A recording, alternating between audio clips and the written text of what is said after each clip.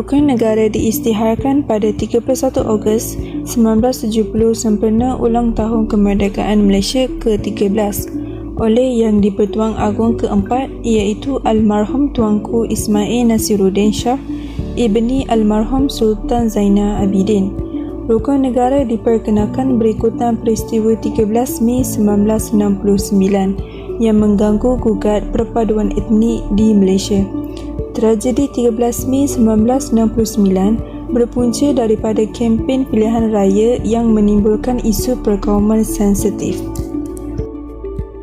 Peristiwa 13 Mei 1969 berlaku selepas kemerdekaan di mana negara mula dibangunkan. Sedikit demi sedikit terdapat jurang antara kemewahan bandar dan kemiskinan desa. Kemewahan orang bukan Melayu dengan kesempitan hidup orang Melayu yang menyebabkan rasa tidak puas hati di antara rakyat, menyebabkan beberapa kekacauan serta perbalahan yang melibatkan kaum berlainan berlaku di beberapa kawasan di Tanah Melayu. Selepas menyaksikan peristiwa berdarah ini, kerajaan melihat perlunya satu solusi untuk mengatasi masalah ini. Di antara objektif rukun negara adalah untuk mencapai perpaduan yang lebih erat di kalangan seluruh masyarakat, mencipta satu masyarakat yang adil supaya kemakmuran negara dapat dinikmati bersama secara adil dan saksama. Kepentingan rukun negara. Penggubaran rukun negara pada tahun 1970 adalah bersandarkan kepada keperluan menimbulkan semangat dan identiti yang sama bagi semua rakyat Malaysia. Rukun negara ini disifatkan sebagai ideologi kebangsaan dan ianya mampu mengeratkan perpaduan antara kaum. Memandangkan masyarakat yang hadir dalam berbilang kaum akan mempunyai fikiran, perasaan dan nilai-nilai yang sama. Kelima-lima prinsip secara umumnya adalah bertujuan mewujudkan sebuah negara Malaysia yang bersatu padu serta sebuah masyarakat Malaysia yang adil, demokratik dan liberal meskipun hadir daripada pelbagai kaum. Peranan rukun negara dalam perpaduan masyarakat. Kepercayaan kepada Tuhan. Berdasarkan prinsip yang pertama iaitu kepercayaan kepada Tuhan di mana semua rakyat Malaysia harus mengakui bahawa Tuhan melebihi kuasa yang lain. Islam yang dipilih sebagai agama rasmi Persekutuan Malaysia telah menjadi rujukan dan panduan keseluruhan umat manusia. Seseorang yang patuh dan taat kepada ajaran agamanya ialah seorang yang mempunyai budi pekerti yang mulia serta sifat yang terpuji di dalam diri mereka. Golongan individu ini juga mempunyai iman yang teguh serta mempunyai sikap suka tolong-menolong tanpa mengira kaum. Berdasarkan pada prinsip ini, rakyat Malaysia yang patuh dan taat kepada ajaran agamanya mempunyai sikap rendah diri dan sentiasa bersyukur dan menghargai nikmat yang diberikan oleh Tuhan. Kesetiaan kepada raja dan negara. Prinsip kedua iaitu kesetiaan kepada raja dan negara.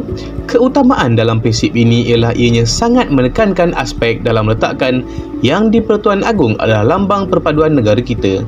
Dalam konteks perhubungan rakyat dan raja, rakyat juga seharusnya menyumbangkan taat setianya kepada raja.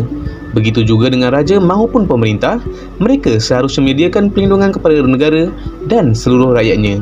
Sebagai contoh, jika rakyat Malaysia yang berada di luar negara menghadapi kesusahan, maka kedutaan negara kita sebagai wakil Yang di-Pertuan Agong perlu bertanggungjawab untuk membantu rakyatnya.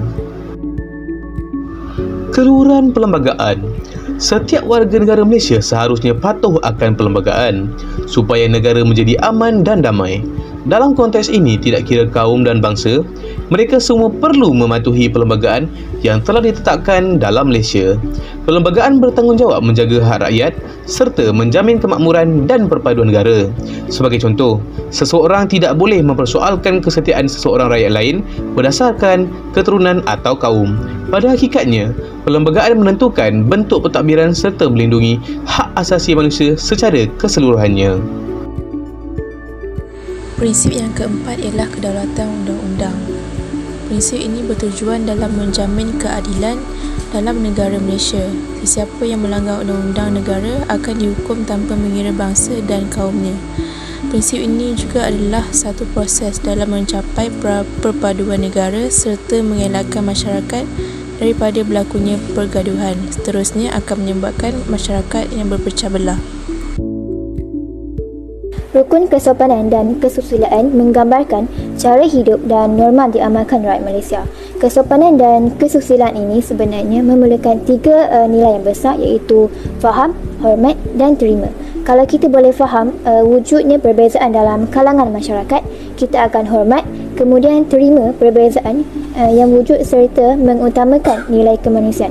Yang lebih tua perlu memperlihatkan kesopanan dalam erti tingkah laku yang baik dan juga susilanya di situ, dengan akhlaknya yang baik untuk diikuti terutama oleh generasi muda. Saya juga rasa media sosial merupakan antara elemen yang sepatutnya digunakan untuk mempertahankan nilai-nilai sopan dan susila. Kalau kita membuat penulisan atau memuat naik ucapan, perlulah secara berhemah untuk memastikan kita tidak menimbulkan kebimbangan atau keresahan.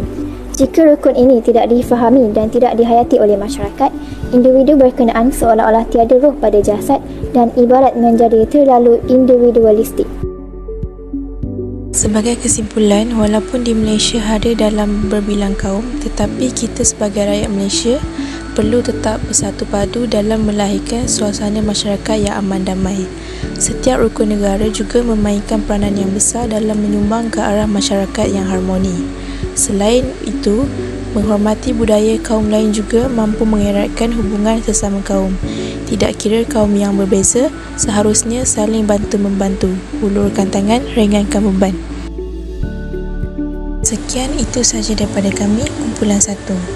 Saya akhiri video ini dengan pantun 4 gerak. Baju kurung kain bercorak, cantik memikat si gadis desa. Rukun negara 5 tertegak, penyatu rakyat berbilang bangsa.